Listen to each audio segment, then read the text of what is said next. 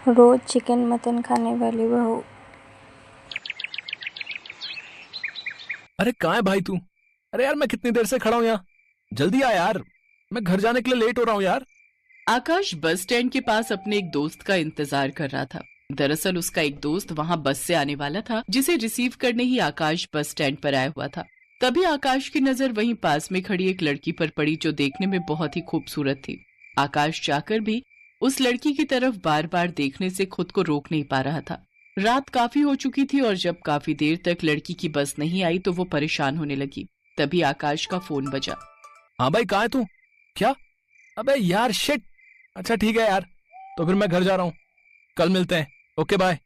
आकाश ने जैसे ही फोन पर कहा कि वो घर जा रहा है, ये सुनकर उस लड़की की बेचैनी और बढ़ने लगी, क्योंकि बिना जान पहचान के भी आकाश के वहां होने से उस लड़की को ये तसल्ली थी कि वो वहां पर अकेली नहीं है।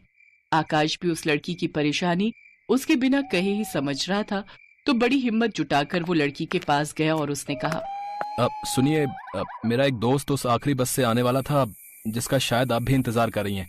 पर पर उसने अभी फोन पर बताया कि वो बस रास्ते में खराब हो गई है और वो अब इस स्टॉप पर नहीं आएगी। आप मुझे गलत मत समझिएगा, लेकिन मेरे जाने के बाद आप यहाँ अकेली रह जाएंगी और अब सुबह से पहले कोई भी बस नहीं आएगी। अगर आप चाहें तो मैं आपको कहीं ड्रॉप कर सकता हूँ। हे भगवान, अब मैं क्या करूं? नहीं नहीं, मुझ पर भरोसा रखिए। मैं वैसा लड़का नहीं हूँ। आप चाहें तो मेरा आई कार्ड चेक कर लीजिए। मैं एक सॉफ्टवेयर इंजीनियर हूँ। आप मुझ पर भरोसा कर सकती हैं।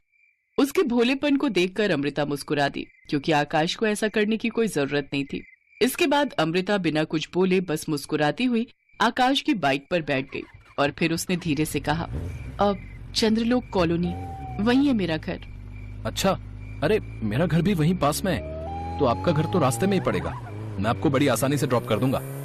अमृता पहली बार आकाश से मिल रही थी, लेकिन उसे आकाश का साथ बहुत अच्छा लग रहा था और आकाश ये सोचकर खुश था कि उसने एक जरूरतमंद की मदद की, और वो भी इतनी खूबसूरत लड़की की।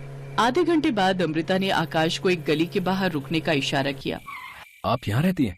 पर यहाँ तो बहुत अंधेरा है। हाँ, वो शायद लाइट नहीं होगी। आपका बहुत बहुत शुक्रिया।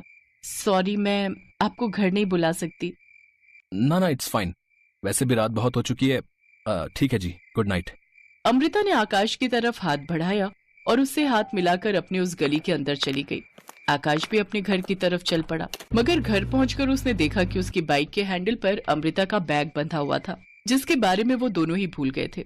फिर अगले दिन आकाश उसी बस स्टैंड पर वापस पहुंच गया।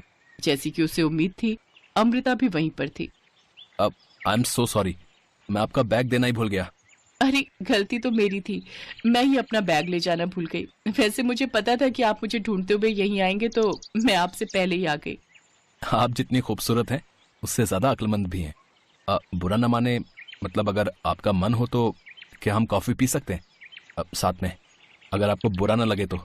जी जी, ठीक है। यहीं पास में एक कैफे है, सस्ता और सुंदर भी। अरे वाह, तो आइए चलते हैं फिर। अमृता आकाश को उस कैफे में लेकर गई। फिर अमृता ने आकाश से पूछा, आप क्या खाएंगे? मैं चिकन खाना चाहूंगा, अगर आपको नॉनवेज से कोई दिक्कत ना हो तो। नहीं, मुझे कोई दिक्कत नहीं है। मैं तो खुद ही मटन मंगाने वाली थी। एक दिन पहले ही मिले आकाश और अमृता ऐसे बातें कर रहे थे जैसे वो सालों से एक दूसरे को जानते हो, और मुलाकातों का ये दौर आगे बढ़ता ही गया। आकाश अमृता को अपनी बाइक पर बैठाकर पूरा शहर घुमाता। फिर एक दिन आकाश ने अमृता की तरफ अंगूठी बढ़ाकर उसे शादी के लिए प्रपोज भी कर दिया, और इस तरह कुछ ही महीनों के अंदर दोनों एक दूसरे के दोस्त बने, फिर मंगेतर और फिर पति पत्नी भी बन गए।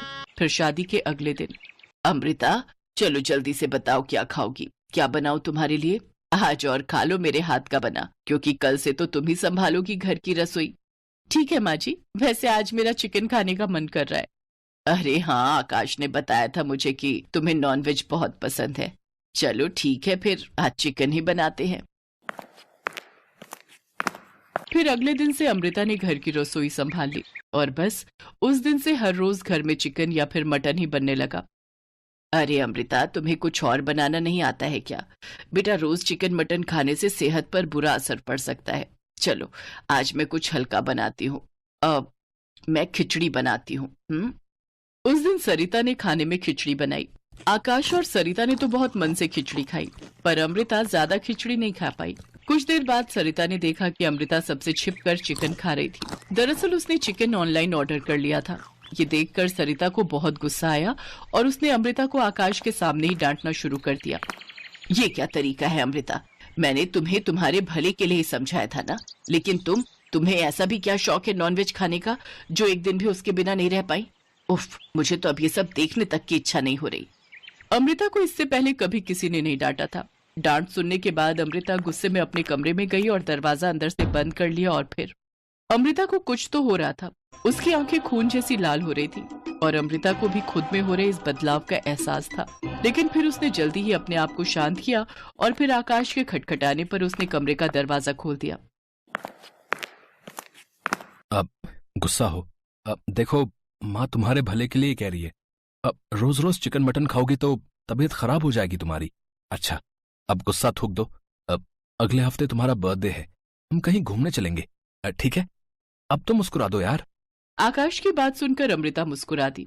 5 दिन बाद आकाश और सरिता ने अमृता के बर्थडे के लिए पूरे घर को सजाया। लेकिन फिर अचानक घर के बाहर बहुत तेज हवाएं चलने लगी। फिर अचानक घर का दरवाजा टूटकर नीचे आ गिरा। आकाश और सरिता दरवाजे की तरफ देखकर हक्के बक्के थे, क्योंकि वहां पर एक बहुत ही भयानक पिशाच खड़ा था। कहाँ है वो चुड़ैल? उस पिशाच को देखकर आकाश और सरिता डर के मारे कांप रहे थे और तभी अमृता वहां पर आ गई। अगले ही पल एक झटके में अमृता ने अपना रूप बदल लिया और अब वो एक खतरनाक और शक्तिशाली चुड़ैल के रूप में बदल गई। धीरे धीरे वो हवा में ऊपर उठ गई। अमृता का ये रूप देखकर आकाश और सरिता सन्न थे। आ गया तू? तू यहाँ छिपी बैठी है तू? तुझे कहाँ कहाँ नहीं ढूंढा मैंने, पर आज हाथ लगी है तू। अब मरेगी तू। मरेगा तो तू पिशाच। इतना कहते ही अमृता उस पिशाच से भिड़ गई। दोनों के बीच भयंकर लड़ाई शुरू हो गई, पर वो पिशाच अमृता पर भारी पड़ रहा था। तभी अमृता ने आसमान की तरफ देखकर आंखें बंद की और कुछ बड़बड़ाने लगी। उसके ऐसा करते ही 3 और चुड़ैलें वहां पर आ गई। लड़ते लड़ते आधी रात हो गई और घड़ी में 12 बज गए। 12 बजते ही अमृता पहले से भी ज्यादा खतरनाक और ताकतवर दिखने लगी। उसका आकार और शक्तियां दोनों बढ़ रही थी और फिर अगले ही पल अमृता ने उस पिशाच को खुद अकेले ही चीर डाला।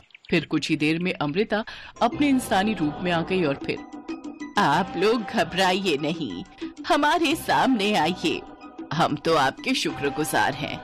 अमृता हमारी रानी चुड़ैल की बेटी है और वो पिशाच इसके पैदा होते ही इसको मारना चाहता था। उसने हमारी रानी चुड़ैल को मार दिया, इसीलिए इसकी जान बचाने के लिए हमने इसे खुद से अलग कर दिया। इसका रूप बदलकर इसे इंसानों के बीच भेज दिया। हमें बस इसके 21 साल के होने का इंतजार था।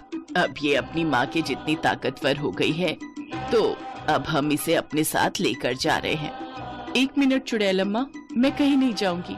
आकाश बहुत अच्छे हैं, मैं उनसे सच में प्यार करती हूँ। माँ जी भी मेरा बहुत ख्याल रखती हैं। ये मेरा परिवार है और मैं इन्हें छोड़कर नहीं जाना चाहती। नहीं, ये नहीं हो सकता। अम्मा, आपको जब भी मेरी जरूरत होगी मैं आ जाऊंगी, ये वादा है मेरा। मैं अपने पति और सास के बिना खुश नहीं रह सकूंगी। ठीक है, पर तुम एक चुड़ैल हो, तुम्हें ये इंसान ज्यादा दिन बर्दाश्त नहीं कर पाएंगे। नहीं, ऐसा नहीं है, ये मेरी बहू होने के साथ साथ बेटी भी है। ये जो भी है और जैसी भी है हमारी अपनी है। आप इसे हमसे दूर नहीं ले जा सकती।